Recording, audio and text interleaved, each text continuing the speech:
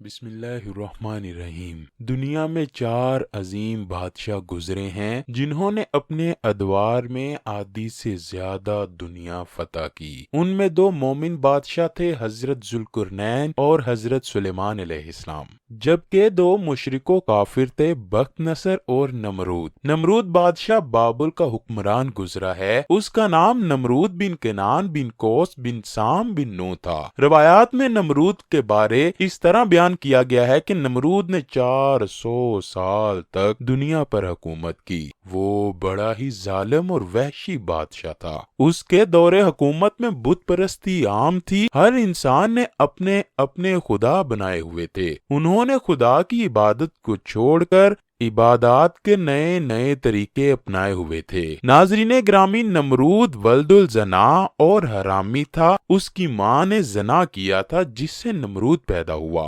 زنا کی جو وجہ تھی وہ صرف یہ تھی کہ سلطنت کا کوئی وارث پیدا نہ ہوا تو بادشاہت ختم ہو جائے گی، لیکن یہ حرامی لڑکا بڑا ہو کر بہت بڑا بادشاہ نکلا۔ 400 سال بادشاہی کرنے کے بعد سرکشی اور تکبر اور غرور اس کی طبیعت میں سما گیا۔ نمرود نے ایک رات خواب دیکھا کہ ایک ستارہ نکلا اور اس کی روشنی میں چاند، سورج وغیرہ سارے ستارے بے نور ہو کر رہ گئے۔ کاہنوں اور نجومیوں نے خواب کی یہ تعبیر دی کہ ایک فرزند ایسا ہوگا جو تیری بادشاہی کے زوال کا سبب ہوگا۔ یہ سن کر نمرود بے حد پریشان ہو گیا اور اس نے حکم دیا کہ میرے شہر میں جو بچہ پیدا ہوگا وہ قتل کر دیا جائے گا اور مرد عورتوں سے جدا رہیں گے۔ چنانچہ ہزاروں بچے قتل کیے گئے، مگر تقدیر الہی کو کون ٹال سکتا ہے۔ اسی دوران حضرت ابراہیم علیہ السلام پیدا ہوئے اور بادشاہ کے خوف سے ان کی والدہ نے اس شہر سے دور پہاڑ کی غار میں ان کو چھپا دیا۔ اسی غار میں چھپ کر ان کی والدہ ان کو روزانہ دودھ پلایا کرتی۔ بعض مفسرین کا قول ہے کہ 7 برس کی عمر تک، اور بعض نے تحریر فرمایا کہ 17 برس تک آپ اسی غار میں پرورش پاتے رہے۔ دوسری طرف شرک اتنا عام تھا کہ نمرود کے دور میں کوئی ایک بھی بندہ خدا کو ماننے کے لیے تیار نہ تھا۔ نمرود لوگوں کو کہتا کہ میں ہی تمہارا خدا ہوں، وہ ہر کسی کو اپنی عبادت کرنے پر مجبور کرتا۔ اس دور میں صرف حضرت ابراہیم علیہ السلام ہی تھے جو ایک خدا پر یقین رکھتے تھے۔ وہ بتوں کی پوجا کرنے سے دوسروں کو منع کرتے کہ خدا ایک ہے، صرف اسی کی عبادت کرو، اس کے سوا کوئی عبادت کے لائق نہیں۔ نمرود قوم ایسی قوم تھی جس پر حضرت ابراہیم کے الفاظ کا کوئی اثر نہ پڑتا۔ ایک دن ایسا ہوا کہ حضرت ابراہیم علیہ السلام ان کے سب سے بڑے بت خانے میں گئے، وہاں بے شمار بڑے بڑے بت تھے۔ حضرت ابراہیم نے ان کے سب بتوں کو کلہاڑے سے توڑ دیا اور سب سے بڑے بت کے کندھے پر کلہاڑا لٹکا دیا۔ جب نمرود قوم اپنے بت خانے میں آئی تو انہوں نے دیکھا کہ سب کے سب بت پاش پاش ہو چکے ہیں، بس ایک بت بچا ہے جس کے کندھے پر کلہاڑا لٹک رہا ہے۔ وہ اسی وقت سمجھ گئے کہ یہ کام حضرت ابراہیم علیہ السلام کا ہے، کیونکہ وہی ہمارے بتوں کے خلاف ہیں اور بت کی بجائے ہم سب کو ایک خدا کی عبادت کرنے کا حکم دیتے ہیں۔ نمرودیوں کو حضرت ابراہیم علیہ السلام پر بڑا غصہ تھا۔ انہوں نے اپنے بادشاہ نمرود کو حضرت ابراہیم علیہ السلام کی اس حرکت کے بارے میں بتایا کہ حضرت ابراہیم نے ہمارے سب بتوں کو پاش پاش کیا ہے۔ نمرود نے کہا کہ خدا تو میں ہوں، وہ کون ہوتا ہے جو لوگوں کو مجھے سجدہ کرنے سے روکتا ہے اور بتوں کو پاش پاش کرتا ہے؟ نمرود نے حکم دیا کہ ایک جگہ پر لکڑیاں اکٹھی کر کے دنیا کی سب سے بڑی آگ جلا دی جائے اور حضرت ابراہیم علیہ السلام کو اس آگ میں سزا کے طور پر پھینکا جائے۔ نمرودیوں نے حضرت ابراہیم علیہ السلام کو آگ میں پھینک دیا۔ آگ نے اللہ کے حکم سے حضرت ابراہیم کے جسم پر کوئی اثر نہ کیا، وہ اللہ کے حکم سے ٹھنڈی ہو گئی۔ حضرت ابراہیم علیہ السلام کا فرمان ہے کہ میں جتنے دن تک آگ میں رہا تو میں اللہ کی خاص رحم و کرم میں رہا، میں اس آگ میں سکون سے رہا، اتنا سکون میں نے کبھی نہ دیکھا تھا۔ جب حضرت ابراہیم علیہ السلام کو آگ سے باہر نکالا گیا تو آگ سے باہر آتے ہی حضرت ابراہیم علیہ السلام نے نمرودیوں سے کہا کہ تم سب اللہ کی عبادت کرو، بتوں کی عبادت کرنا چھوڑ دو، یہ بت تم کو جہنم کی آگ کی طرف لے جا رہے ہیں۔ حضرت ابراہیم علیہ السلام نے نمرود کو سمجھاتے ہوئے کہا تم اپنے بےہودہ کاموں سے باز آ جاؤ اور ایک خدا کی عبادت کرو نمرود پر حضرت ابراہیم کی کسی بات کا اثر نہ ہوا۔ نمرود نے حضرت ابراہیم علیہ السلام کو کہا کہ میں ہی خدا ہوں۔ پھر نمرود نے حضرت ابراہیم کو کہا کہ تمہارا خدا کون ہے؟ حضرت ابراہیم علیہ السلام نے فرمایا کہ میرا خدا اللہ تعالیٰ ہے جو ہر کسی کو زندگی اور موت دینے والا ہے، جو پوری کائنات اور آسمانوں کا مالک ہے۔ جب حضرت ابراہیم علیہ السلام نے یہ بات کہی تو نمرود نے مسکراتے ہوئے کہا یہ سب کام تو میں بھی کر سکتا ہوں۔ نمرود بادشاہ نے 2 قیدیوں کو بلوایا جن کو سزائے موت ہو چکی تھی۔ ان میں سے نمرود نے ایک کو مار دیا اور دوسرے کو آزاد کر دیا۔ یہ کام کرنے کے بعد نمرود حضرت ابراہیم علیہ السلام کو کہنے لگا یہ دیکھو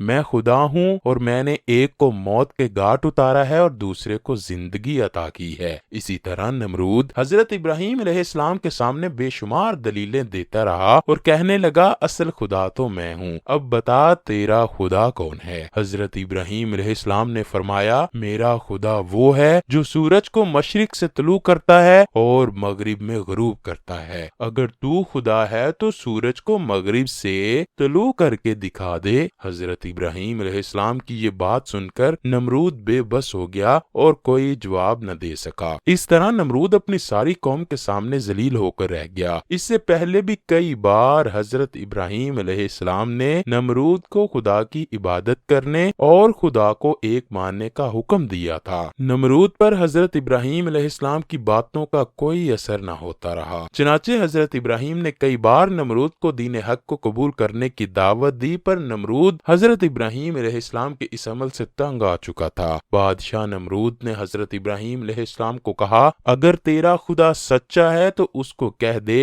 کہ میرے ساتھ جنگ کرے، اس کو بول دو کہ اپنا لشکر زمین پر اتارے جو مجھ سے جنگ کرے۔ خدا میں ہوں، میرے سوا کسی میں کوئی ہمت نہیں کہ وہ میرے سامنے کھڑا ہو جائے۔ نمرود کی زبان سے یہ لفظوں کا نکلنا تھا کہ حضرت ابراہیم کی بارگاہ میں حضرت جبرائیل علیہ السلام تشریف لائے اور فرمانے لگے کہ اللہ تعالیٰ کا لشکر جنگ کے لیے تیار ہے۔ حضرت ابراہیم علیہ السلام نے یہی الفاظ نمرود کو کہہ دیے کہ اللہ کا لشکر جنگ کے لیے تیار ہے۔ حضرت ابراہیم کی بات کو سن کر نمرود نے جنگ کی تیاری کے لیے 3 دن کا وقت مانگا۔ اللہ کی طرف سے نمرود کو 3 دن کا وقت دیا گیا۔ 3 دن تک نمرود نے ساری دنیا سے بڑے بڑے نامی گرامی جنگجوؤں کو بلایا۔ وہ نمرود کی طرف سے جنگ لڑنے کے لیے تیار ہو کر آ گئے۔ جب نمرود کا سارا لشکر اکٹھا ہوا تو نمرود کہنے لگا اے ابراہیم میں جنگ کے لیے تیار ہوں، جو میں نے 3 دن مانگے تھے وہ پورے ہو گئے ہیں، تم اپنے رب کی فوج کو بلا لو۔